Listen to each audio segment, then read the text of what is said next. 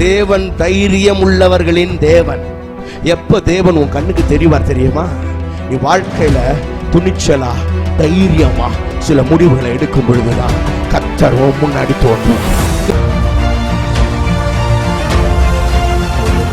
திருவாசன தந்தையில நெருங்கி சேருகிற தைரியம் எதனாலே உண்டானது என்றால், தேவன் அன்பானவர் என்பதை சிங்காசனத்தை விட்டு இறங்கி சிலுவைக்கு வந்து மரித்து, மகனே நீ கிட்ட வா, நான் உன் மேல அவ்வளவு அன்பா இருக்கிறேன் அப்படின்னு ஆண்டவர் அந்த வழியை திறந்து காண்பித்ததுனால அவருக்கு என்ன கெப்பாசிட்டி இருக்கு, உன்னை கொண்டு அவரால் என்ன செய்ய முடியும் அப்படின்றத வச்சுதான் தேவன் உன்னை பார்க்கிறாரு. Praise the Lord. கர்த்தருடைய பரிசுத்த நாமத்துக்கு மகிமை உண்டாவதாக. ஹல்லேலூயா, ஹல்லேலூயா. இந்த மாலை வேளையில உங்களை சந்திக்கிறதுல மிகுந்த மகிழ்ச்சி. கர்த்தர் நல்லவர். ஆமென். பக்கத்தில் இருக்கிறவங்களை பார்த்து சொல்லுங்க, கர்த்தர் உங்களை ஆசீர்வதிப்பார். சொல்லுங்க பார்க்கலாம்.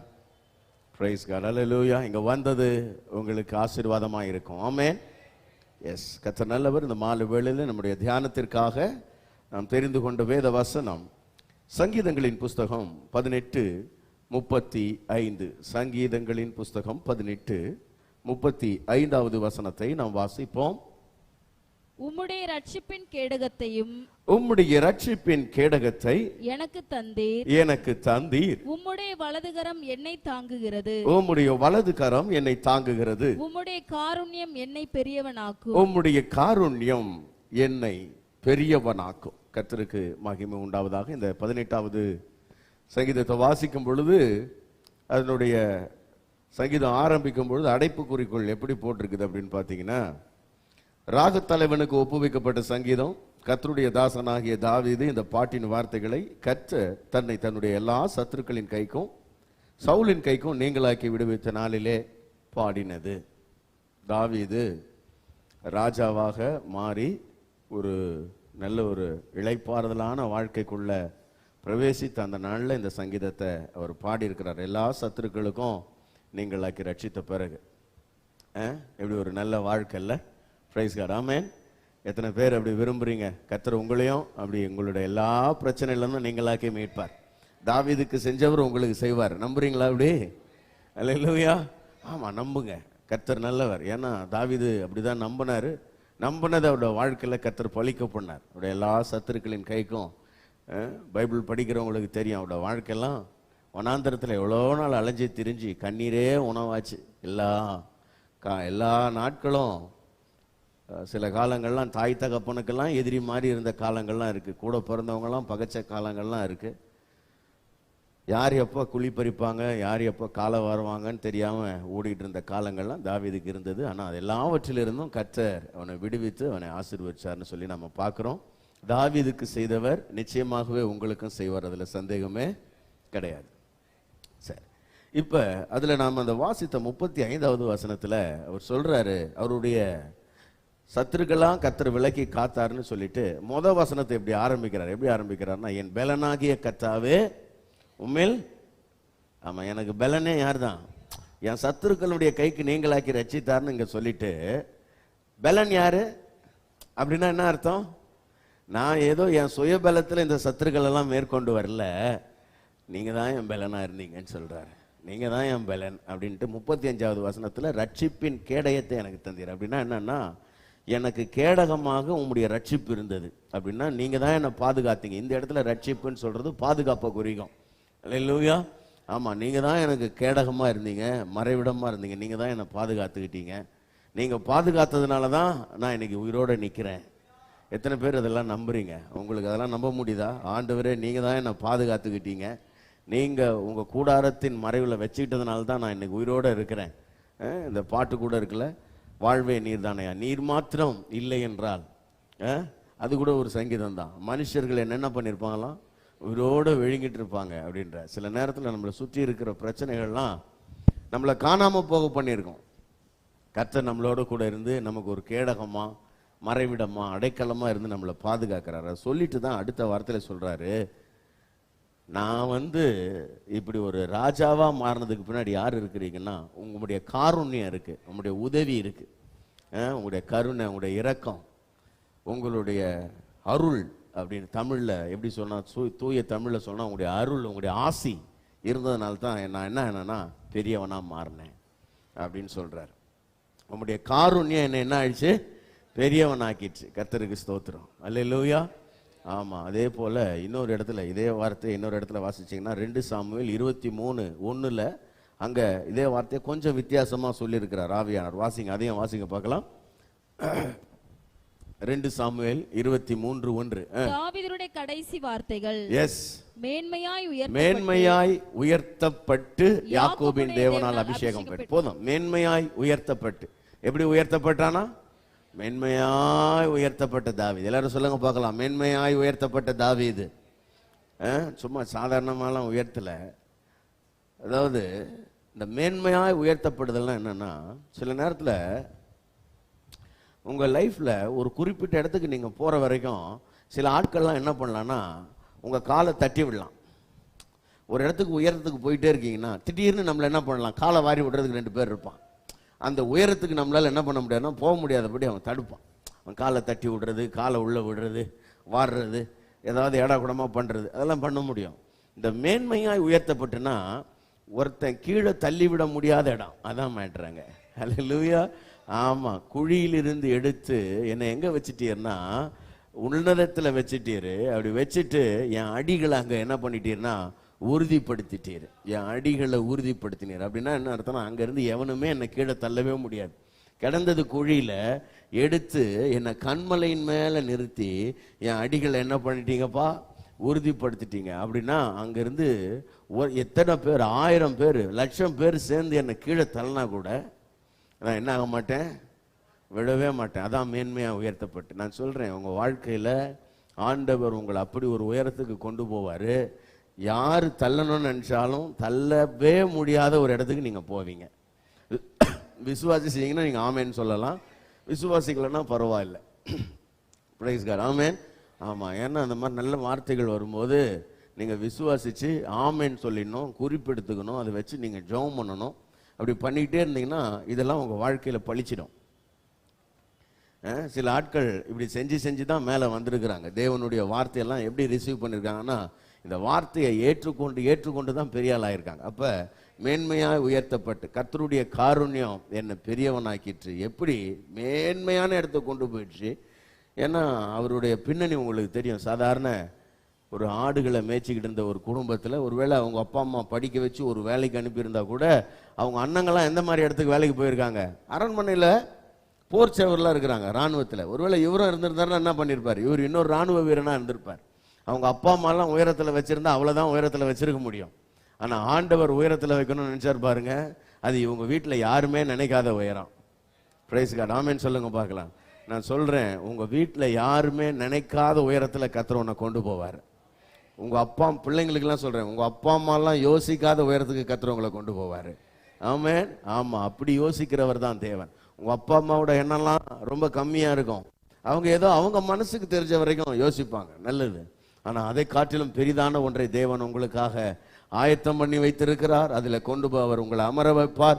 அதை நீங்கள் விசுவாசிக்கணும், அதுக்கு நீங்கள் ஆண்டவருடைய கருத்தில் ஒப்பு கொடுக்கணும். ஆமேன். சரி, கர்த்தர் நம்மளை பெரியவனாக்குறார், அதில் சந்தேகமே கிடையாது.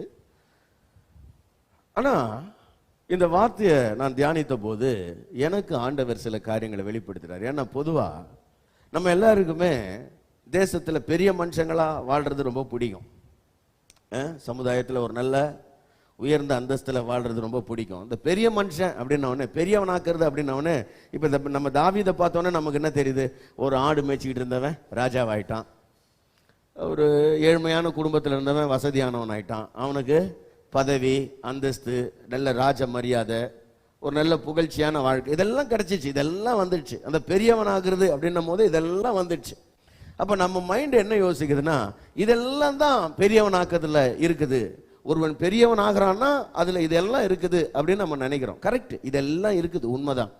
ஆனால் இப்போ நீங்கள் நினைக்காத சிலதும் அதில் இருக்குது. அதை தான் நான் இன்னைக்கு சொல்ல போகிறேன். என்னன்னா, நிறைய பேர் இந்த மெட்டீரியல் திங்ஸ், வெறுமனே உலக பிரகாரமான ஆசீர்வாதங்களை தான் இந்த பெரியவனாக்குதல்ல முக்கியப்படுத்துகிறாங்க. ஏன்னா பணம், பேர், புகழ், காசு, படிப்பு இதெல்லாம் தான் அதிக முக்கியத்துவப்படுத்துகிறாங்க. இதெல்லாம் ரொம்ப முக்கியம், நம்ம வேணான்னு சொல்லலை. ஆனா இதை நான் கடைசியா சொல்ல போறேன். அதை விட சிலதெல்லாம் முக்கியமானது இருக்கிறது அப்படின்றத நான் உங்களுக்கு வேதத்துல காண்பிக்க விரும்புகிறேன். Praise God. ஆமென். நல்லா கவனிக்கணும். வேதத்துல நிறைய பேரு இப்ப தாவீதை கர்த்தர் எப்படி பெரியவனா மாத்தினாரோ அதே போல ஆண்டவரால பெரியவர்களா மாற்றப்பட்ட நிறைய மனுஷங்க இருக்கிறாங்க. அவங்கள சிலரை இன்றைக்கு நான் உங்களுக்கு எடுத்து காண்பிக்க போகிறேன். ஆனா அவங்கள சிலரு பணத்துல பெரியவங்க கிடையாது, பதவியில பெரியவங்க கிடையாது, அந்தஸ்துல பெரியவங்க கிடையாது. ஆனா அவங்க தேவனுடைய பார்வையில பெரியவங்களா இருந்தாங்க. Praise God. ஹல்லேலூயா. ஆமா, சில நேரத்தில் பாருங்களேன், இப்போ நான் உங்களுக்கு சொல்லிட்டு கடைசியாக உங்களை நான் கேட்குறேன். ஏன்னா சில ஆட்கள் பெரியவனா இருக்கிறது அப்படின்ன உடனே நல்லா படித்து நல்ல உயர்ந்த பதவியில் போய் உட்காந்துடணும், இல்லை ஒரு ஹை பொசிஷனில் போய் உட்காந்துடணும், சேலரியெல்லாம் லட்சங்களில் கோடிகளில் சம்பாரிச்சா அவன் பெரியவன்ற ஒரு எண்ணம் நமக்கு இருக்குது. அதுதான் நம்முடைய எதிர்பார்ப்பாக இருக்காது. அந்த எதிர்பார்ப்பு தப்பு நான் சொல்லலை, அந்த எதிர்பார்ப்பு இருக்கட்டும். ஆனால் அதை விட ஆண்டவருடைய பார்வையில் ஒருத்தனை பெரியவனா காட்டுற காரியங்கள்லாம் இருக்குது பைபிள்ல அப்படின்னு சொல்ல வரேன். அது என்ன அப்படின்னு நீங்க ஆராய்ந்து பார்த்தீர்களானா, ஆண்டவர் ஒரு மனுஷனை பத்தி இப்படி சொல்றாரு. ஒரு மனுஷனை பத்தி இப்படி சொல்றாரு. என்ன சொல்றாருன்னா, இப்ப தாவீது இவர் பெரியவனானாரு. தாவீத மாதிரியே நிறைய பேர் இருக்கிறாங்க பெரியவர்கள்னு நீங்க லிஸ்ட் எடுத்தீங்கன்னா ஒரு 10 பேருக்கு மேல இருக்கிறாங்க கர்த்தரால் பெரியவர்களாக்கப்பட்டவங்க. நான் அது எல்லாத்தையும் சொல்றதுக்கு எனக்கு டைம் இல்லை. ஆனா நான் சொல்ல விரும்புறது என்னன்னா, ஸ்திரீகளிடத்தில் அம்மா வயித்துல பிறந்தவங்கள்லயே இவனை மாதிரி பெரியவன் எவனுமே இல்லை அப்படின்னு ஆண்டவராகிய இயேசு கிறிஸ்து அவர் ஒருத்தரை பத்தி சாட்சி கொடுக்கிறார். அவர் பிறக்கிறதுக்கு முன்னாடியே கர்த்தருடைய தூதனும் அப்படிதான் சொல்றாரு. நீங்க எடுத்து வாசிச்சீங்கன்னா எடுத்து வாசிங்க பார்க்கலாம். மத்தேயு 11ஆம் அதிகாரம் 11வது வசனத்தை வாசிக்கிறீங்களா? மத்தேயு 11:11. ஸ்திரீகளிடத்திலே பிறந்தவர்களே, ஸ்திரீகளிடத்தில் பிறந்தவர்களில் யோவான் ஸ்நானனை பார்க்கிலும் பெரியவன் ஒருவனும் எழும்பினதில்லை. பெரியவன் ஒருவனும் எழும்பினதில்லை. நல்லா கவனிங்க. இருங்க. இவன் யோவான் ஸ்நானகன் ஸ்திரீகளிடத்தில் பிறந்தவங்களையே இவன் தான் பெரியவனா. என்னங்க இவரை போய் ஆண்டவர் பெரியவர்னு சொல்றாரு, ஆச்சரியமா இருக்கு. அதே போல இவன் பிறக்கிறதுக்கு முன்னாடியே கர்த்தருடைய தூதன் வந்து தீர்க்க தரிசனம் சொல்றாரு, இந்த யோவான் ஸ்நானகன் பெரியவனா இருப்பான். யாருக்கு முன்னாடி? கர்த்தருக்கு முன்பாக அவன் ஒரு பெரிய மனுஷனா இருப்பான் அப்படின்னு சொல்றாரு. வாசிக்கிறீங்களா? லூக்கா 1:15 நீங்க வாசிச்சு பாருங்க. யோவான் ஸ்நானகனை பற்றிய முன்னுரைக்கப்பட்ட ஒரு தீர்க்க தரிசனம் அங்க எழுதப்பட்டிருக்கிறது. வாசிங்க பார்க்கலாம்.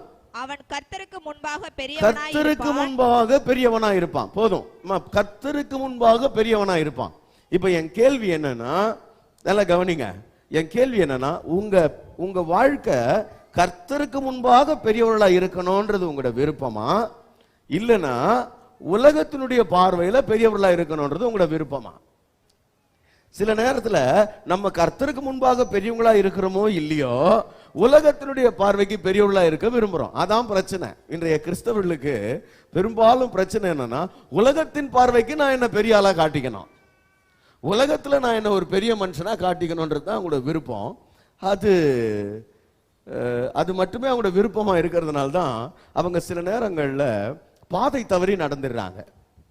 ஆண்டவர் தங்களுக்குன்னு வச்சிருக்கிற அந்த ஓட்டத்தை ஓடாம வழி தவறி தப்பா ஓடிடுறாங்க பாருங்க. ஆனா சரியா ஓடி முடிச்சா தான் நீங்க கர்த்தருக்கு முன்பாக பெரிய மனுஷங்களாவே இருக்க முடியும். சரி, இப்ப இவர் மனுஷங்களோட பார்வையில் எப்படி இருந்தாரு? கர்த்தருக்கு முன்பாக பெரியவரா இருந்தாரு, ரைட்டு. மனுஷங்க இவரை எப்படி பார்த்தாங்க? கவனிங்க, மனுஷங்க ஒவ்வொருத்தருக்கும் ஒவ்வொரு கருத்து இருந்தது. சிலர் இவரை தீர்க்கதரிசின்னாங்க, சிலர் இவரை எலியான்னு சொன்னாங்க, சிலர் இவரை என்ன சொன்னாங்க, இயேசு கிறிஸ்து நீர் தான் மேசியாவான்னு நினைச்சாங்க. இன்னும் சிலருக்கு என்ன தெரியுமா நினைச்சாங்க? அந்த ஆளு சரியான பிசாசு பிடிச்சவன் நினைச்சாங்க. யாரு நினைச்சாங்க? யோவான் ஸ்நானகனை பிசாசு பிடிச்சவன் நினைச்சாங்க. மக்கள் ஒவ்வொருத்தர் ஒவ்வொரு விதமான கருத்து இருந்தது. நீங்க வாசிக்கிறீங்களா? லூக்கா 7ஆம் அதிகாரம் 28வது வசனத்துல இருந்து நம்ம அப்படியே வாசிக்கலாம். லூக்கா 7:28 33 வரைக்கும் படிக்கலாமா? ஸ்திரீகளிடத்தில் பிறந்தவர்களில் யோவான் ஸ்நானனை பார்க்கிலும் பெரிய தீர்க்கதரிசி ஒருவனும் இல்லை. ஒரு பெரிய தீர்க்கதரிசி ஒருத்தம் கூட இல்லை. இது பாருங்களேன், இது யார் சொல்றதுன்னா கர்த்தாதி கர்த்தரே சொல்றாரு. அதான் ரொம்ப முக்கியம். தேவாதி தேவன் சொல்றாரு. இயேசு கிறிஸ்து தன்னுடைய வாயிலிருந்து சொல்றாரு. ஸ்திரீகளிடத்துல பிறந்தவங்களையே இந்த மனுஷன் தான் பெரியவன் அப்படின்னு சொல்றாரு. ஆனா நீங்க நினைக்கிறீங்களா இந்த மனுஷனுக்கு ஒரு அரண்மனை கூட இல்லைங்க. அரண்மனை விடுங்க, ஒரு ஓட்டு வீடு கூட கிடையாது. ஒருவேளை வீடு அவருக்கு இருந்திருக்கலாம், ஆனா அவர் அங்க போய் தங்கல. அவர் எங்க தங்கிட்டு இருந்தார் தெரியுமா? வனாந்திரத்திலேயே தங்கிட்டு இருந்தார். நீங்க நினைக்கிற மாதிரி அவர் ஒரு பெரிய என்ன சொல்றது டெய்லி பஃபே சிஸ்டத்துல சாப்பிடுற ஆள் இல்ல, 5 ஸ்டார் ஹோட்டல்ல சாப்பிடுற ஆள் இல்ல. அவர் ஏதோ காட்டு தேனும் வெட்டுக்கிளியும் சாப்பிட்டுக்கிட்டு உயிர் வாழ்ற ஒரு மனுஷன். நீங்க நினைக்கிற மாதிரி அவர் பெரிய ரத்தாம்பரமோ பெரிய பெரிய விலையேற பெற்ற வஸ்திரங்களோ அவர் போட்டுக்கிறதுக்கு தினசரி கோட் ஷூட்டோலாம் கிடையாது அவருக்கு. அதெல்லாம் இல்லை. இந்த மாதிரி ஆடம்பரமான வஸ்திரங்கள்லாம் கிடையாது அவருக்கு. ஏதோ என்ன தோலை சுத்திட்டு தெரிஞ்சாரு? என்ன தோலை போட்டுக்கிட்டு தெரிஞ்சாராம் பாருங்க. அதை யோசிக்கிறீங்க பாருங்க, கண்டுபிடிங்க.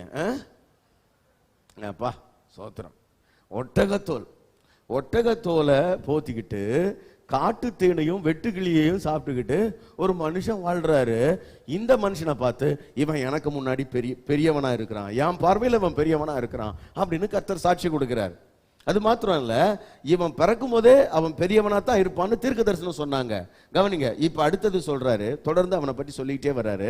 ஸ்திரீகளிடத்துல பிறந்தவங்கள்ல இவனை பார்க்கலாம் ஒரு பெரிய தீர்க்கதரிசி கிடையாது. படிச்சிருங்க, முழுசா படிச்சிடலாம். ஆகிலும் தேவனுடைய ராஜ்யத்தில் சிறியவனாய் இருக்கிறவன் அவனிலும் பெரியவனாய் இருக்கிறான் என்று உங்களுக்கு சொல்லுகிறேன் என்றார். சரி, அப்புறம் யோவானுடைய உபதேசத்தை கேட்ட ஆயக்காரர் முதலான சகல ஜனங்களும் அவனாலே ஞானஸ்நானம் பெற்று தேவன் நீதிபரர் என்று அறிக்கையிட்டார்கள். பரிசேயரும் சாஸ்திரிகளுமோ அவனாலே ஞானஸ்நானம் பெறாமல் தங்களுக்கு கேடு உண்டாக தேவனுடைய ஆலோசனையை தள்ளிவிட்டார்கள். அண்டர்லைன் பண்ணிக்கங்க அந்த வார்த்தையை. பரிசேயரும் நியாய சாஸ்திரிகளுமோ இவனுடைய ஆலோசனையை என்ன பண்ணிட்டாங்களா? தள்ளிவிட்டார்கள். தேவனுடைய ஆலோசனை என்ன பண்ணிட்டாங்க? தள்ளிட்டாங்க. அப்ப யோவான் கொடுத்த ஆலோசனை யாருடைய ஆலோசனை? தேவனுடைய ஆலோசனை. அந்த தேவனுடைய ஆலோசனையை ஏன் தள்ளிட்டாங்களான்னா தங்களுக்கு கேடு உண்டாக. வார்த்தை எவ்வளவு அழகா சொல்லுது பாருங்க. சில நேரத்தில் நாம நம்முடைய அறிவை நம்பி நம்ம சுய ஞானத்தில் நாம் என்ன பண்றோம்னா கெட்டு போகிறோம். தேவனுடைய ஆலோசனையை தள்ளிடுறோம். அது என்னவா மாறிடுதுன்னா அது அப்படிப்பட்ட மக்களுக்கு கேடாக போய் முடிகிறது. சரி, தொடர்ந்து அந்த வசனத்தை படிக்கலாம். பின்னும் கர்த்தர் சொன்னது இந்த சந்ததியை யாருக்கு ஒப்பிடுவேன்? இவர்கள் யாருக்கு ஒப்பாய் இருக்கிறார்கள்? சந்தை வெளியில் உட்கார்ந்து. சரி, கவனிங்க. அதுல சொல்ல வேண்டிய முக்கியமான வசனம் பின்னாடி இருக்கு. அத 33வது வசனம் மட்டும் படிச்சிருங்க. எப்படியெனில் யோவான் ஸ்நானன் அப்பம் புசியாதவனும் திராட்சரசம் குடியாதவனுமாய் வந்தான். அதற்கு நீங்க என்ன சொல்றீங்க அவனை பார்த்து அப்படின்னா, அந்த மனுஷன் அப்பம் சாப்பிடுறது இல்ல, உங்களோட எந்த விருந்துகள்லையும் கலந்துக்கிறது இல்ல. நீங்க அவனை என்ன சொல்லிட்டீங்க தெரியுமா?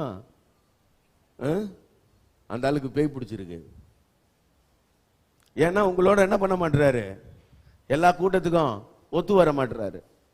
நீங்க கல்யாணத்துக்கு கூப்பிட்டா வர மாட்டாரு, காது கூப்பிட்டா வர மாட்டாரு, சீமந்தத்துக்கு கூப்பிட்டா வர மாட்டாரு. வந்து அப்பம் புசிச்சு 4 திராட்சை ரசம் குடிச்சா அவருக்கு என்னவா அப்படின்னு அதுக்கெல்லாம் அவர் வந்து கலந்துக்கிறதே இல்லை. அவர் கலந்துக்காதனால அவருக்கு என்ன ஆயிடுச்சு? அவர் பேய் பிடிச்சிடுச்சு, அவர் பிசாசு பிடிச்சிடுச்சு அப்படின்னு அவரை பற்றி ஒரு தப்பான தகவலை இவங்க உள்ள வச்சிருக்கிறாங்க அப்படின்னு சொல்றாரு. கவனிங்க, அப்ப பரிசேயரால நியாய சாஸ்திரிகளால பிசாசு பிடித்தவன் என்று சொல்லப்படுகிற ஒருத்தர், ஒட்டகத்தோல ஆடையா உடுத்திக்கிட்டு இருக்கிற ஒருத்தர், வெட்டுக்கிளியையும் காட்டுத்தேனையும் சாப்பிட்டு வாழ்ற ஒருத்தர், வனாந்தரங்கள்ல தங்கி இருக்கிற ஒருத்தர் தேவனுக்கு முன்பாக எப்படிங்க பெரியவனா இருக்க முடிஞ்சது? தேவனுக்கு முன்பாக எப்படி பெரியவனா இருக்க முடிஞ்சது? கவனிங்க, ரொம்ப சிம்பிளுங்க. ஒரு மனுஷன் கர்த்தருக்கு முன்பாக பெரியவனா இருக்கணும்னா அந்த மனுஷன் தன்னுடைய வாழ்க்கையில பிறப்புல இருந்து இறப்பு வரைக்கும் ரொம்ப காலம் வாழல. இவரும் இயேசு கிறிஸ்து மாதிரி ரொம்ப குறுகிய காலம் தான், 33 ஆண்டுகள் தான் வாழ்ந்தவர்.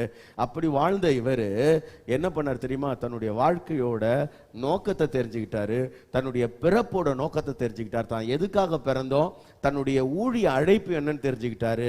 அதுல ஓடினாரு, ஓட்டத்தை முடிச்சாரு, சரியா அந்த ஓட்டத்தை ஓடி முடிச்சிட்டாரு.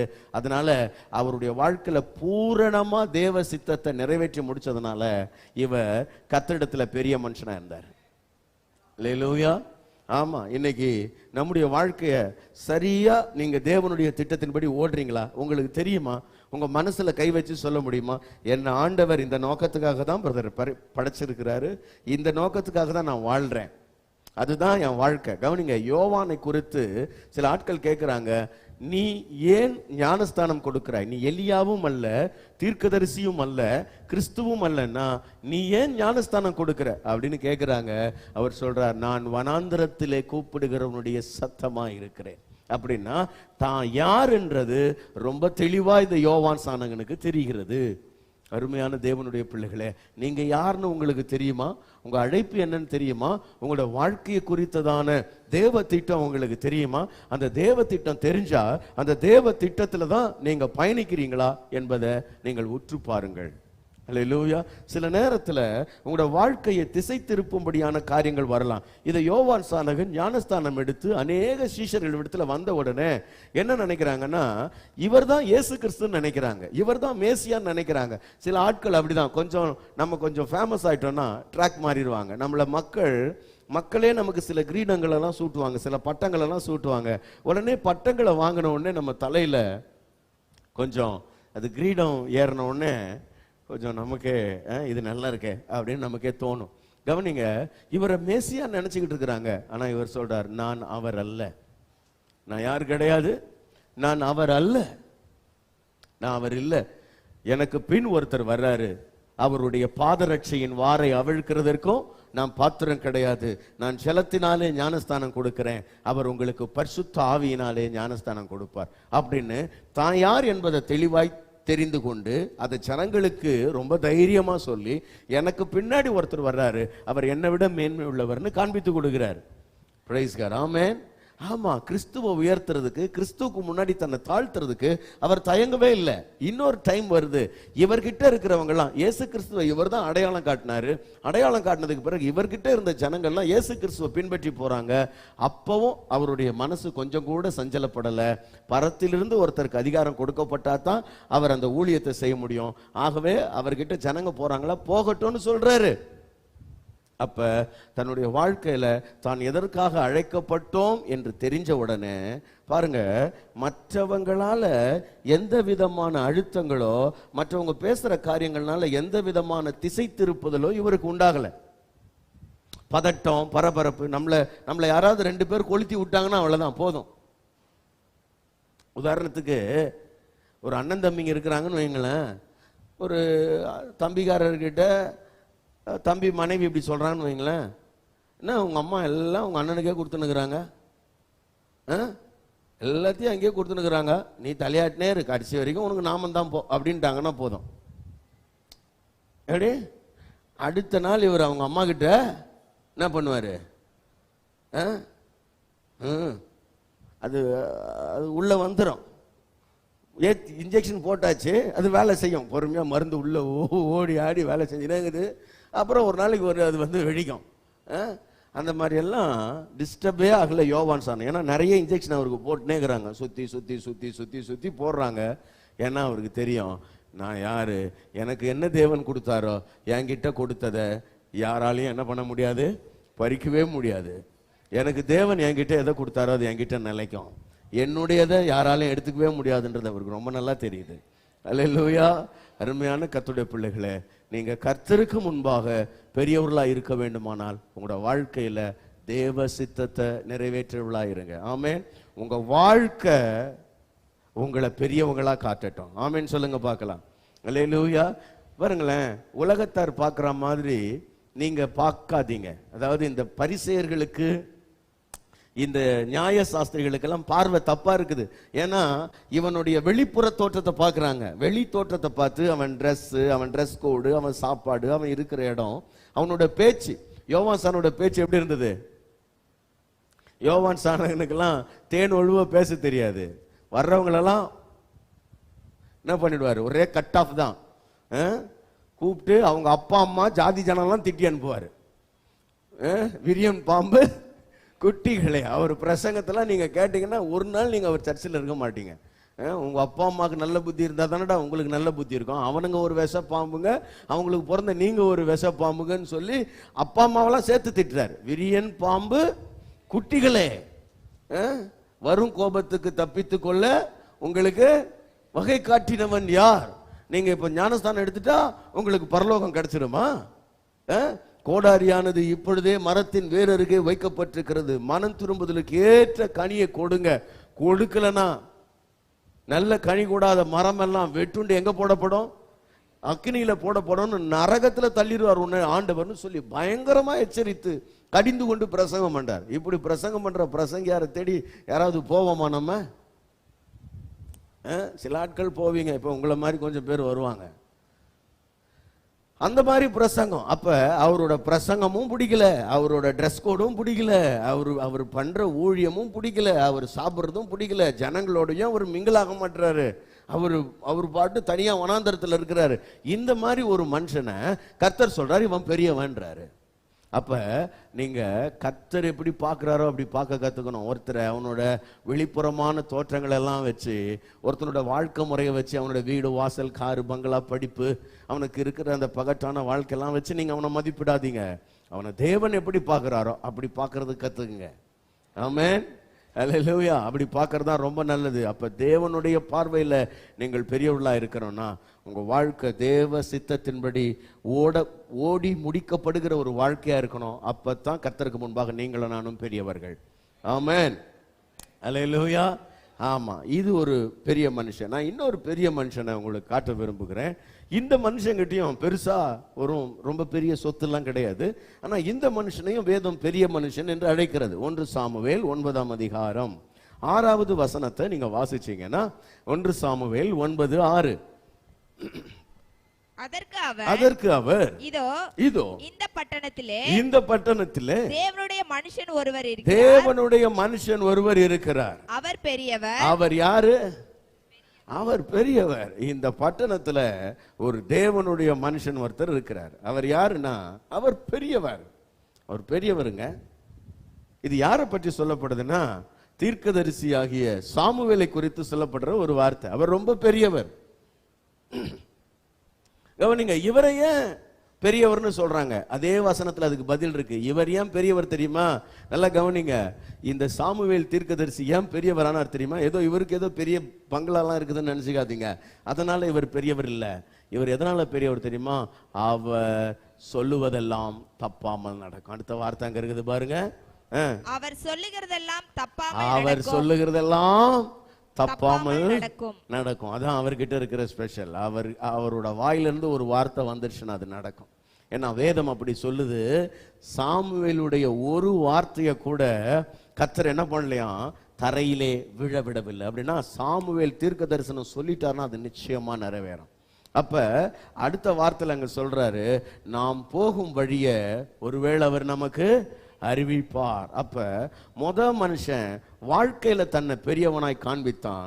இந்த 2வது மனுஷன் வார்த்தையில தன்னை பெரியவனாய் காண்பிக்கிறான். இவங்கிட்ட என்ன இருக்கு? இந்த தீர்க்கதரிசி கிட்ட என்ன இருக்குன்னா கர்த்தருடைய வார்த்தை இருக்கிறது. சாமுவேல் தீர்க்கதரிசி கிட்ட போனா என்ன கிடைக்கும்?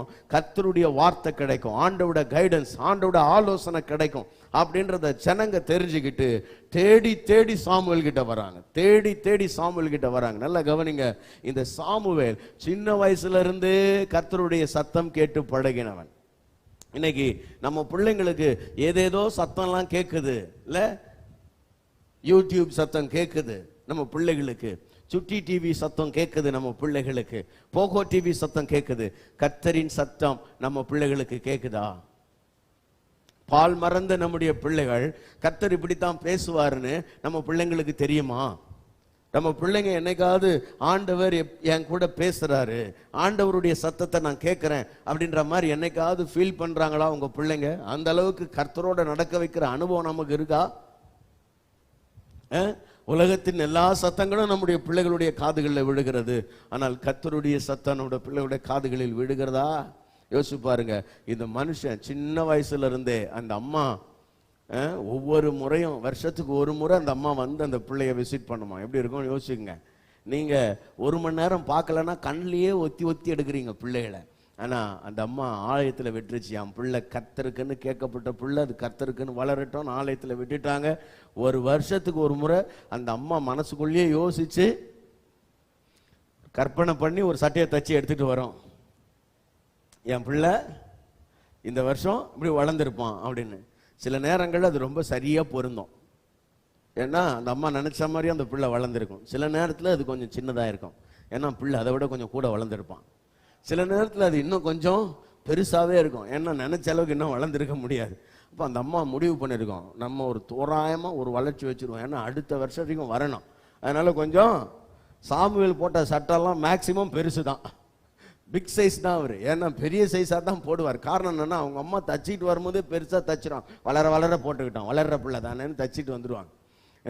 அப்படி போட்டு வளர்ந்த பிள்ளை கர்த்தருடைய சத்தத்தை கேட்டு கேட்டு பழகிறான். அந்த நாளில் தான் முதல் பெயர்செபா மட்டும் சாமுவேல் கர்த்தருடைய தீர்க்கதரிசி தான் என்று விளங்கிட்டான். நல்லா கவனிங்க, அவன் தீர்க்கதரிசி தான் என்று விளங்கிட்டு அவனை பெற்ற அவனுடைய தாய்க்கு எவ்வளோ பெரிய சந்தோஷம் உள்ளத்துல. அவன் காசு பணம் சம்பாதிக்கிறத விட, காரு பங்களா வாங்கிறத விட இவன் பெரிய மனுஷன்ற பேர் எடுத்துட்டான். அந்த தேசத்துல கர்த்தர் அவனை பெரியவனா மாத்திருக்கிறார். இவன் கிட்ட போனா கர்த்தருடைய வார்த்தை நமக்கு கிடைக்கும், கர்த்தருடைய வழியை இவர் நமக்கு அறிவிப்பார் என்கிறதான ஒரு மேன்மையான ஸ்தானத்தை கர்த்தர் அவனுக்கு கொடுத்தார். அந்த தாய்க்கு எவ்வளவு சந்தோஷம். உங்களில் எத்தனை பேர் இந்த மாதிரி ஆண்டவரோட வார்த்தை என்கிட்ட ஆண்டவர் கொடுத்தாருன்னா அதை நான் சரியா ஜனங்களுக்கு சொல்லுவேன், அப்படி ஒரு பெரிய மனுஷனா நான் இருக்கணும் அப்படின்னு நீங்க வாஞ்சிக்கிறீங்களா? உங்களில் எத்தனை பேருக்கு அப்படி ஆசை இருக்குது? சில ஆட்களுக்கு அந்த மாதிரி ஆசை இல்லை. ஒன்லி நாம பெரியவனா இருந்தோம்னா தாவீது தான் டார்கெட்டே. தாவீது மாதிரி தான் பெரியவனா இருக்கணும். இல்லைங்க, வார்த்தையை வச்சிருக்கிறதுல பெரியவன். ஆராதனை நேரங்கள் ஞாயிறு காலை 7 மணி, மாலை 6:30 மணி. எங்களை தொடர்பு கொள்ள வேண்டிய தொலைபேசி எண்கள் 92-831-606662,